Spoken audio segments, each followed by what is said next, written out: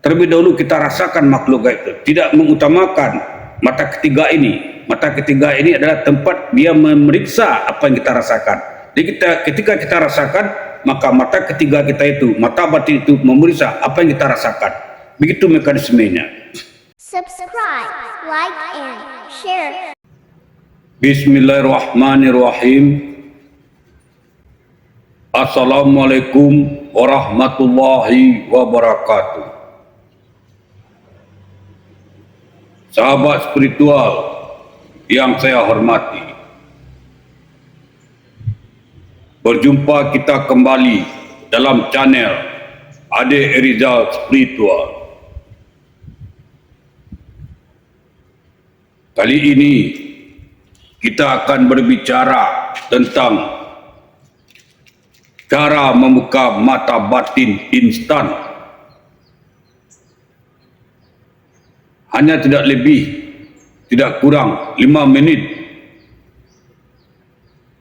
Saya sudah membuka mata batin orang, seperti orang Sulawesi Utara misalnya, atau Timur Leste, atau orang Jogja, atau orang Cikarang, Lampung, Padang, kemudian Balikpapan, Malaysia, banyak. Alhamdulillah, mata batin mereka saya buka. Nah, ketika mata batin itu sudah dibuka, saya juga mengajarkan bagaimana cara menutup mata batin itu. Cuman di sini saya buka mata batin itu lebih mengutamakan rasa. Rasa dibangkitkan terlebih dahulu. Kemudian melalui rasa itu, maka timbullah dalam mata batinnya visualisasi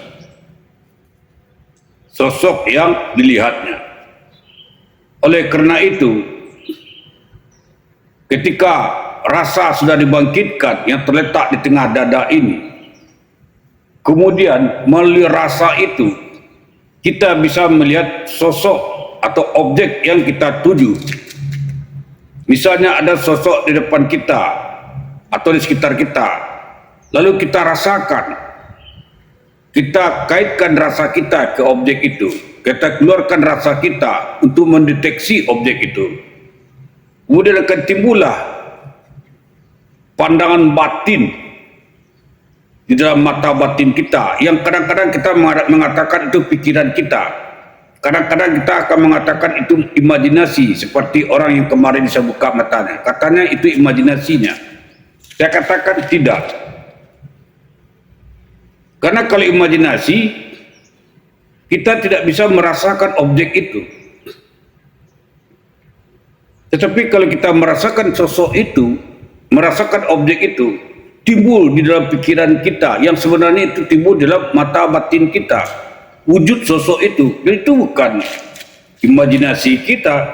Yang imajinasi itu, ketika kita menghayalkan sesuatu sosok, kita ada rasa terhadap sosok itu. Itu mungkin bisa dikatakan sebagai imajinasi.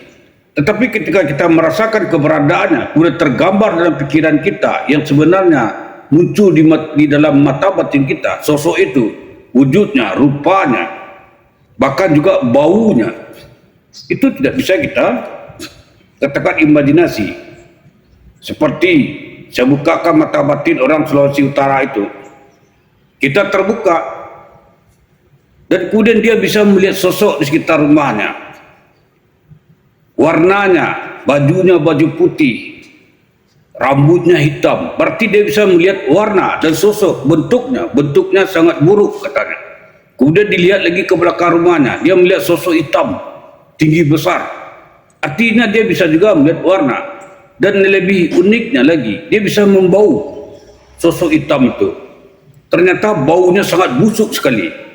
Jadi dia bisa melihat sosok wujud, bisa melihat warna, baju hitam atau putih, melihat rupanya buruk, sangat menakutkan, termasuk yang di belakang rumahnya itu merupakan gondoruo bertaring, dan kemudian bau baunya busuk.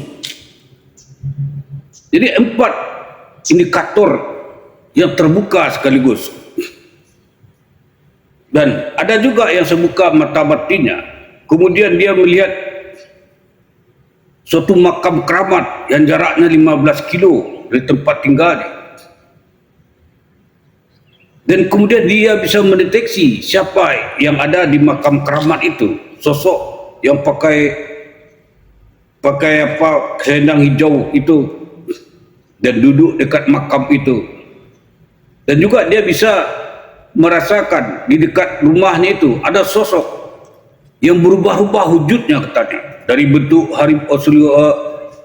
ular hitam kemudian berubah wujudnya menjadi macan kumbang, kemudian berubah menjadi siluman putih, macan putih. Lalu saya suruh tanya dia, coba tanyakan dari mana datangnya. Dia mengatakan ada yang menariknya ke tempat itu, ke rumahnya. Ketika dia berkomunikasi seperti itu, berarti dia sudah bisa berkomunikasi.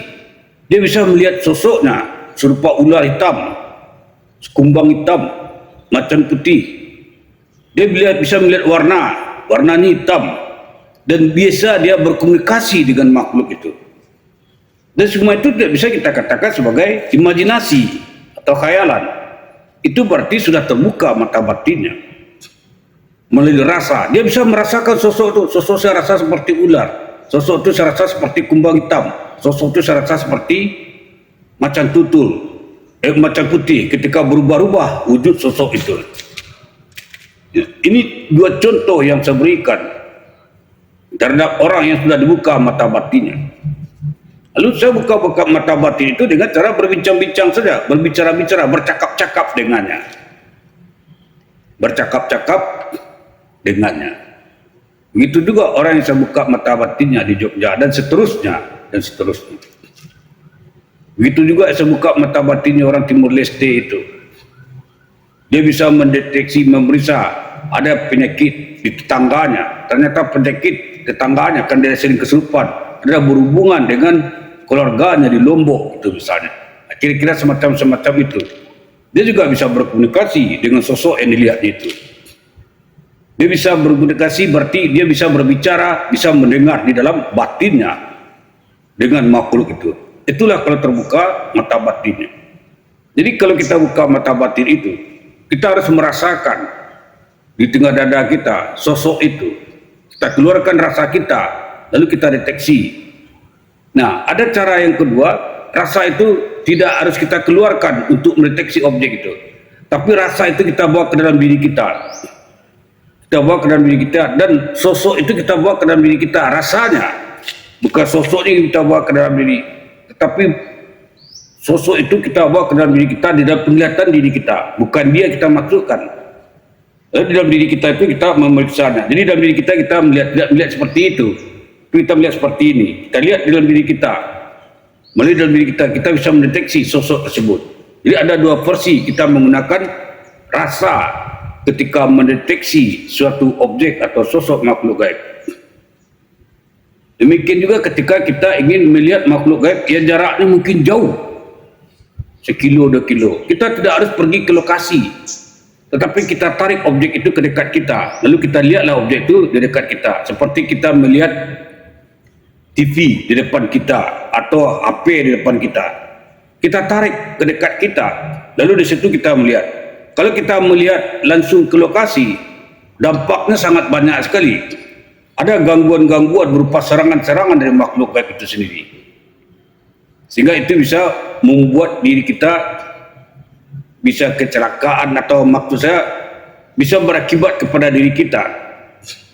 Mungkin perut kita ditendangnya, atau kita diludahinya, atau apa. Bisa menimbulkan penyakit dalam diri kita. Tapi kalau kita tarik ke dekat kita, maka makhluk gaib itu tidak akan tahu bahwa dia ditarik, dan ketika itulah kita bisa memeriksanya. Ketika kita memeriksanya, dia tidak tahu bahwa dia sedang diperiksa. Artinya tidak ada kontak secara gaib antara kita dengan dia ketika objek itu kita tarik.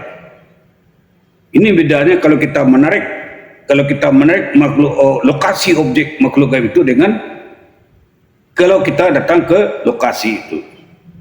Jadi sekali lagi saya ingin katakan, terlebih dahulu kita rasakan makhluk gaib itu, tidak mengutamakan mata ketiga ini. Mata ketiga ini adalah tempat dia memeriksa apa yang kita rasakan. Jadi ketika kita rasakan, maka mata ketiga kita itu, mata batin itu memeriksa apa yang kita rasakan. Begitu mekanismenya.